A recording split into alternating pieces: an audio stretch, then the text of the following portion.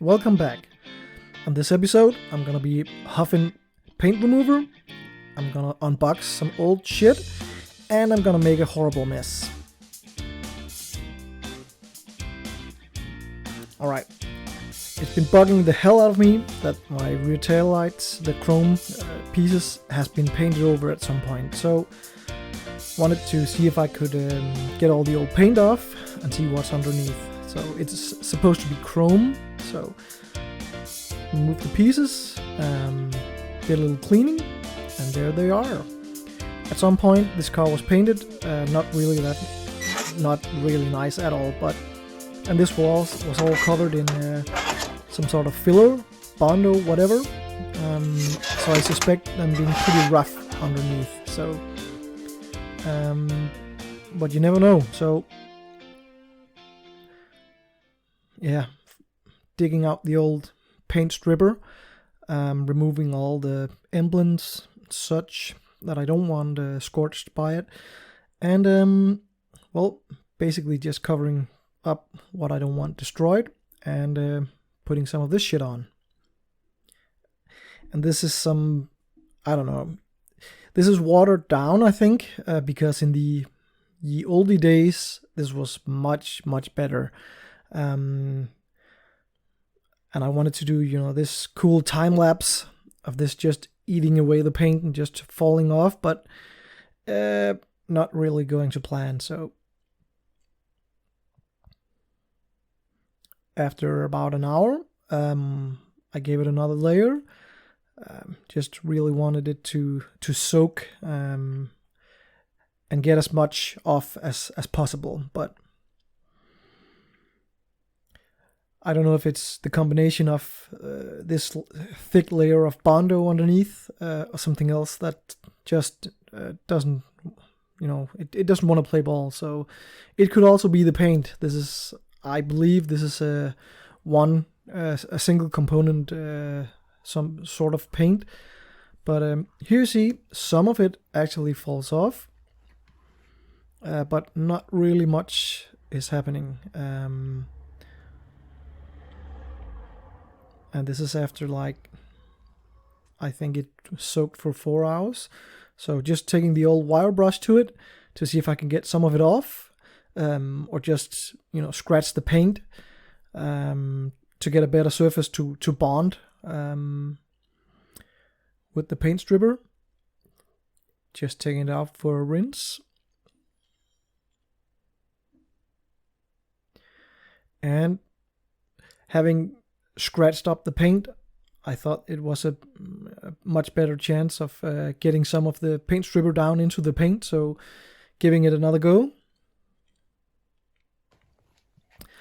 And this time, cheating just a little bit, did spend some time with an old toothbrush just getting everything off, but 3 days, I think I applied 10 layers of paint stripper. I got down to this chrome-ish surface. It's a bit rough, but I don't really mind. The car's not perfect. It's never gonna be perfect. So painted the center flat black and fitted the old original emblem back on.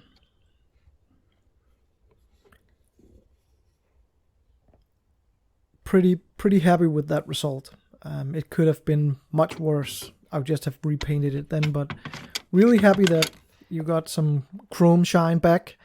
And this just looks so much better.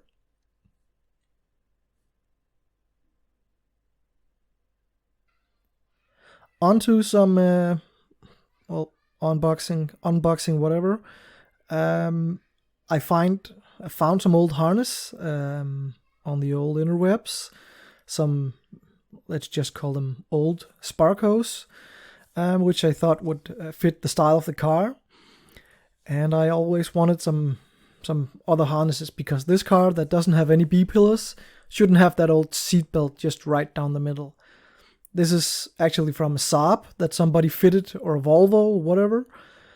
And I suspect this has been retrofitted, because this car was, I think, original just with a lap belt. But I'm not really sure, so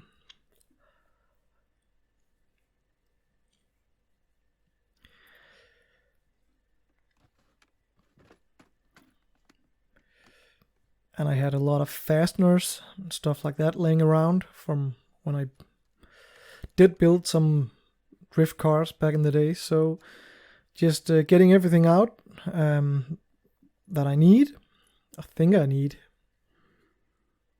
and marking up some old pieces of scaffolding. No, this is actually part of metal tubing that I used for roll cage for one of my old drift cars, 350C, that this was left over from. So I thought I'd put it to good use.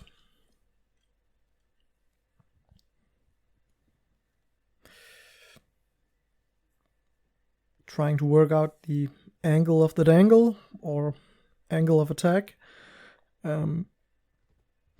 The point of one of these harness bars is to have a piece of metal from your rear strut or a rear harness bar,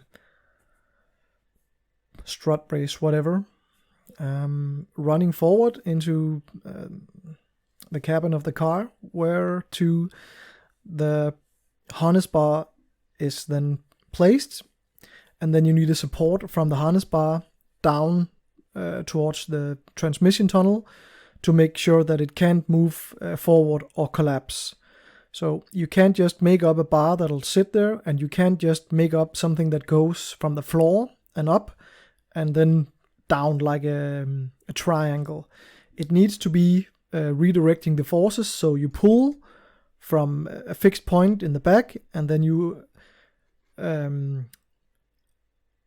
put the force down through the transmission tunnel, through some bars there. So this car had been rallying at some point, and had a roll cage fitted, which was cut out.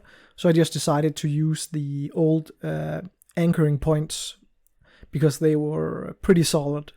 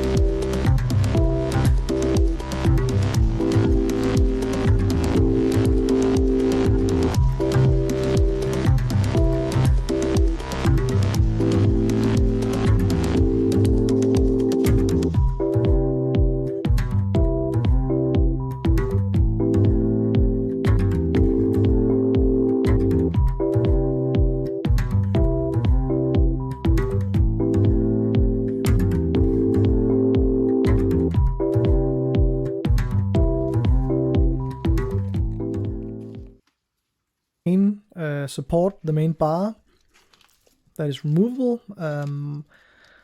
I made it so that the bolts will go in from the back. Front.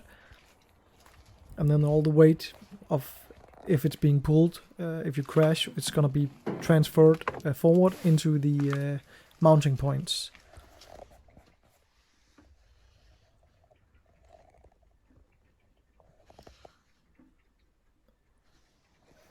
And this car just looks like it's been on fire and rolled and all kinds of crazy. I don't really mind though, it's 52 years old, so it's actually quite fun having a car that you can just, you know, play a little more with, that you wouldn't do with like a new, whatever, Supra thing. Not that you can do any mods to that, but I think you would be a little more concerned about everything, so just tagging it up. And this is how it's gonna fit. Basically.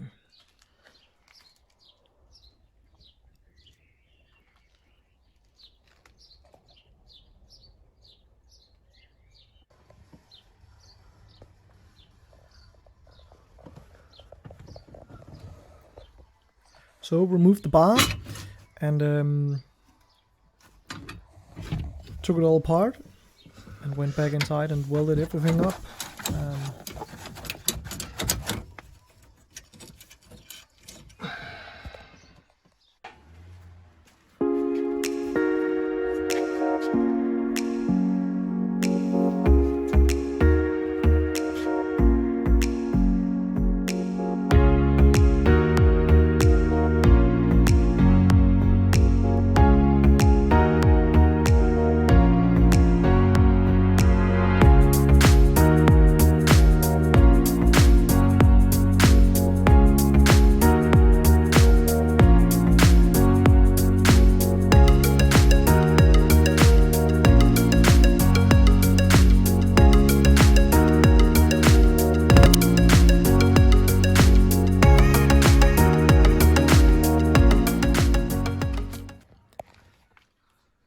Alright. Seatbelt time. Just ran a light coat of primer on so that I don't get any surface rust. This car had an issue with water leaking in from the window seals.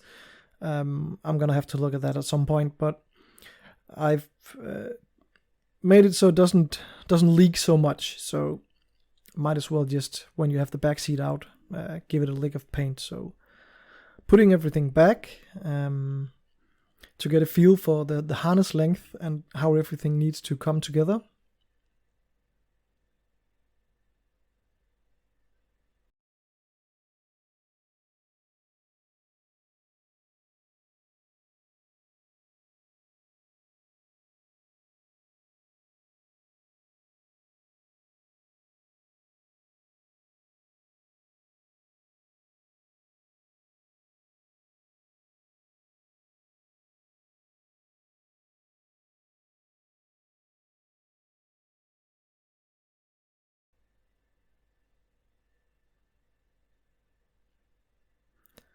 Test fitting the rear seats.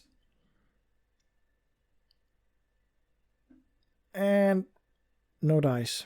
So everything had to be adjusted a bit. It was 2 springs actually that was in the way. So they got punched and everything fitted right up. That looks a lot better. And this is the whole idea of it being removable. So when I'm going to take the kids out for some Sunday cruise, I can just remove it with, I think I'm going to do some sort of quick release bolt at some point, but for now it's just a 10mm bolt. So I want to get started on the support bars down to the transmission tunnel.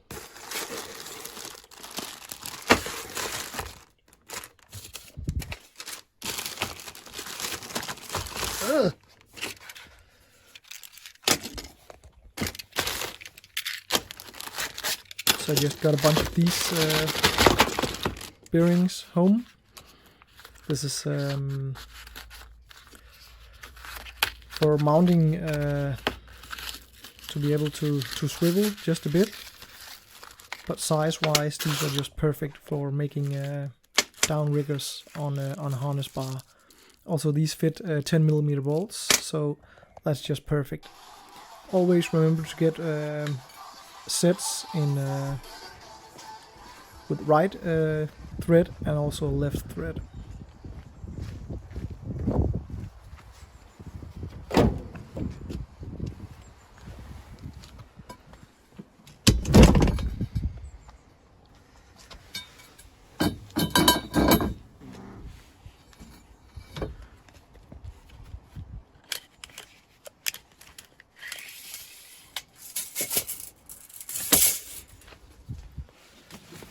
And just throwing it in there real quick to get measurements for the length of the support bars. Good work right there. And it's so tight that it just sits there, so perfect fit.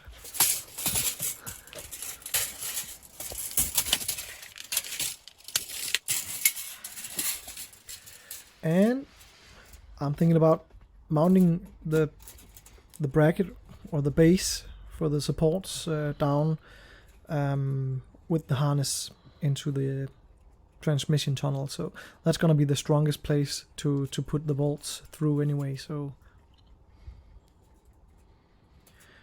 just getting a rough measurement, because the bolts in the ends are adjustable about an inch each, I would say is safe. So that gives me about 5 centimeters, 2 inches of room.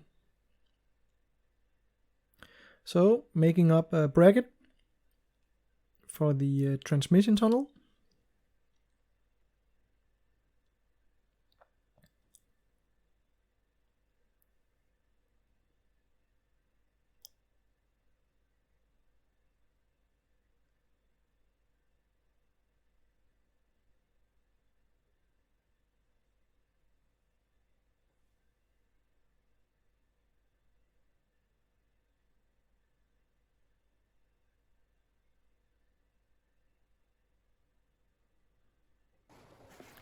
And before I go any further, just wanted to make sure that it will fit. Also to see where to drill the holes.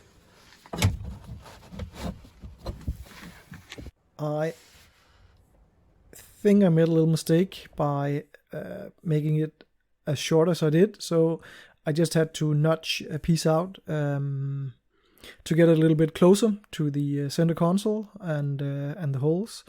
That doesn't really matter. It actually looks a lot better than just having this straight bar running across. So yeah, lucky sometime.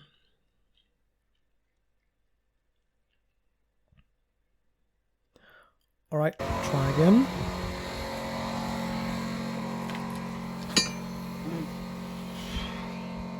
Much better.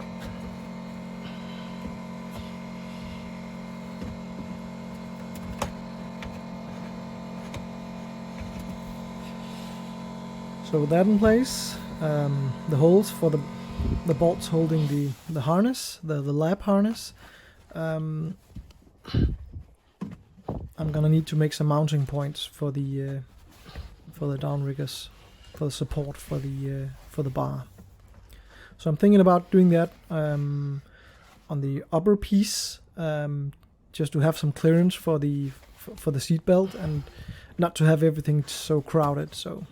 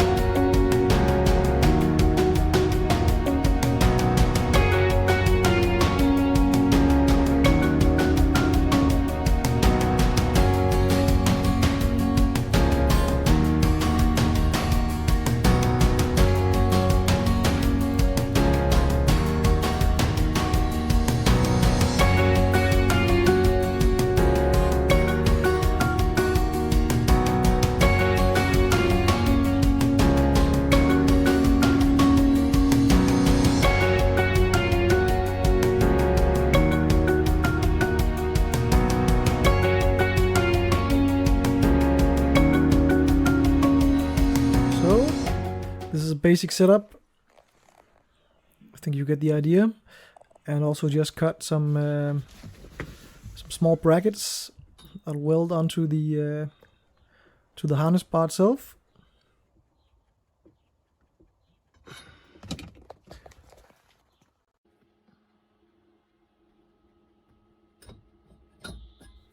So just having tacked these brackets on, making sure that everything fits snug and is removable. So took it all back and welded it up.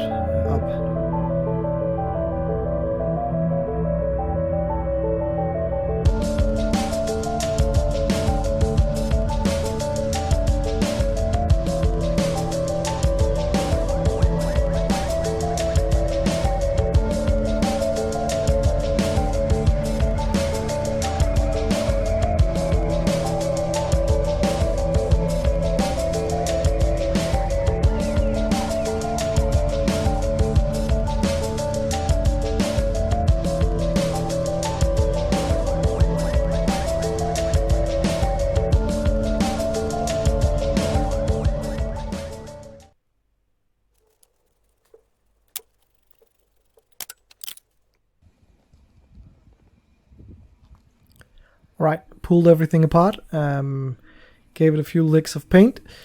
This is not going to be like super high quality paint job, doesn't really matter, because the harness is gonna scuff it off anyway. So gave it a few coats of black and some clear, and let it dry in the garage for a couple of days.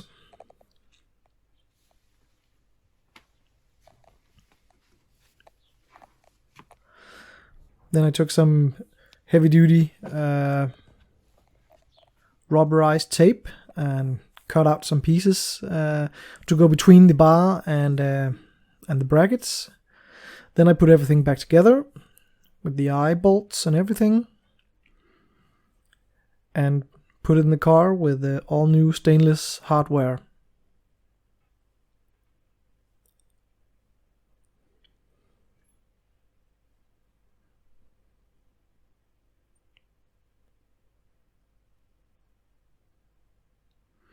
Almost forgot to put the harness on. That would have been stupid.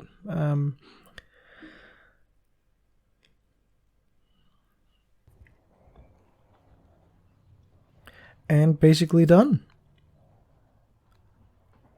I think it gives it adds to that race car feel that makes driving these old cars on a daily basis pretty funny. It works great.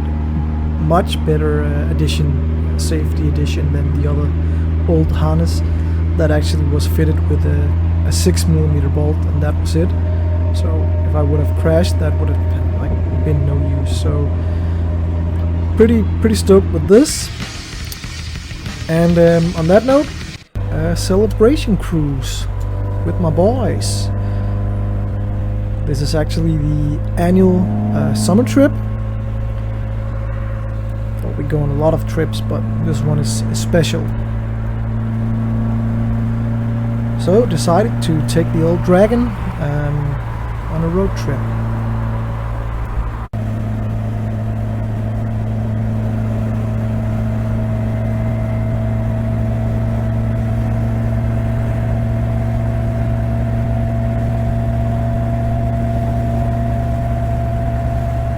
It's always fun driving this car around. Everybody just looks and gives us thumbs up,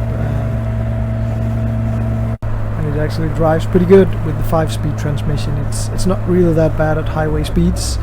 I could imagine if you only had a 4-speed in there, it would have been strained just a bit. But this is very much drivable.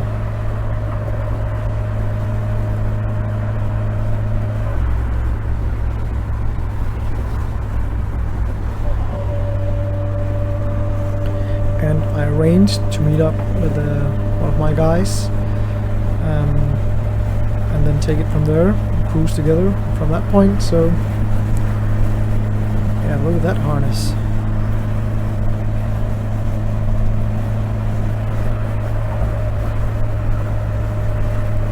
So meeting up with my boy. Yeah, being dumbasses as always. Store biler, de drikker meget. De som står derinde, de spiser meget. Det føles. Så kan den rende hunde. Nu mangler vi så en sekund, mand.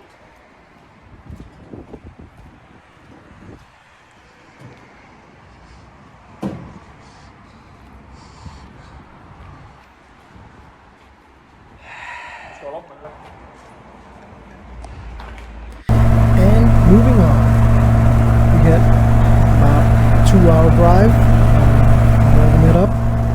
So just driving across the countryside in Denmark. Always enjoyable when the weather's like this. Always a gamble with the old cars like these, especially mine. The last time we went, you can see in one of the old videos, the engine blew. So I had some reservations about taking this again, but I felt quite confident in the changes that I've made to the cooling system and rebuilding the engine. So I thought, why not? This is a bit more fun to drive than the AE86, which is also fun, but it's more track oriented. This is just a great little daily driver, and actually is my, well, all year long I drive this car every day.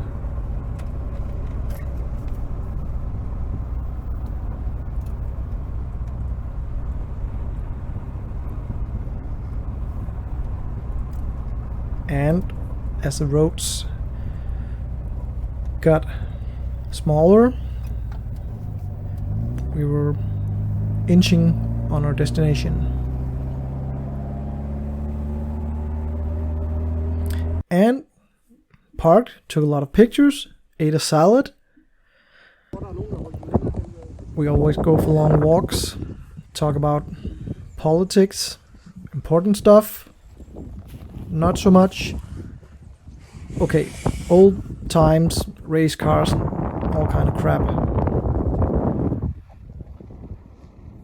Then we went back, took some more pictures, and made some vegan dinner. That's basically all we do. We eat and we talk shit. So, in the morning, had some great food, enjoyed some views, and back on the road going home. This was where it all went wrong last time, but this time it held up and we made it home.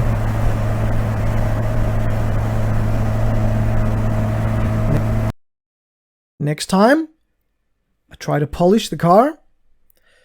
I hate fiberglass work. And oh, noisy bits.